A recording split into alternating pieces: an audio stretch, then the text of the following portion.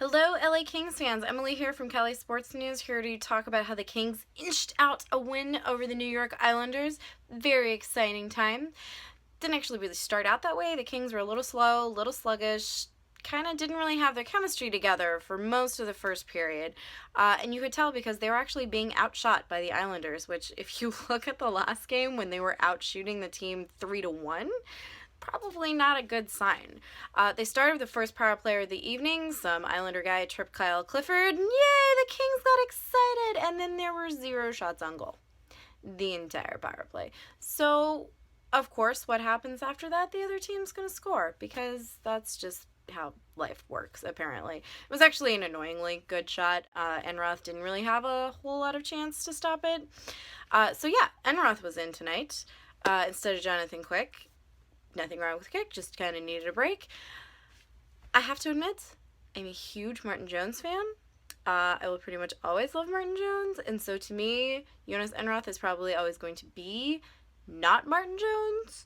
That being said, he did a hell of a lot to chip away at that image tonight. He was amazing. Stopped, I think now he's been in 3 games, and he has stopped 94 out of 96 shots for the Kings. That's awesome, and he was totally on fire tonight. So, the Kings have let in 1 goal. Not really a huge deal. It's kind of halfway through the first period. There's still a lot of hockey to play. They get their second power play of the evening. Number 44 from the Islanders. I don't really know his name.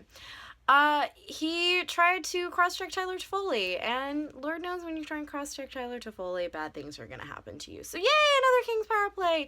Oh, wait, absolutely nothing happened again. Literally 0 shots on goal. I think at this point, Sutter had out Kyle Clifford, Trevor Lewis, and Jordan Nolan, which are not 3 people you usually see on special teams. So it's kind of an interesting way to shake things up. I think he was letting his top lines know that, hey guys, you really got to step it up. So third power play comes. It's like less than 2 minutes after the second power play is over. Number 44 goes in the box again. Do they get a hat trick if he gets 3 penalties in a row? Like a reverse hat trick? Anyway, literally 3 seconds into this next power play, they score. It was freaking awesome. So Kopi wins the faceoff, which is something else we really haven't been able to do this season. So really good to know that it can happen. Kopi wins a faceoff, and of course good things happen when you win a faceoff. It goes straight to Ehrhoff, who was in the lineup instead of Derek Forbort tonight. I had predicted last game that it was going to be McNabb that didn't make it into the lineup, but I was wrong.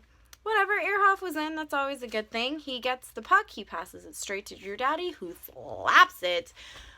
God, it was gorgeous. Slaps it straight past a lot. So this brings us to about halfway through the second period when we get the go-ahead goal from Lucic.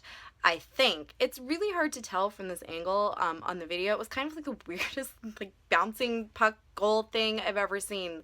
Like he gets Toffoli tries and hits it in, and then there's a rebound and he's right in front of the net, but he's like, I don't know, kind of hunched over, and the puck is like bouncing up into his, whatever, he scored. It was awesome. We're 2-1, and we're thinking, yes, this is amazing. We're getting really good on the forecheck.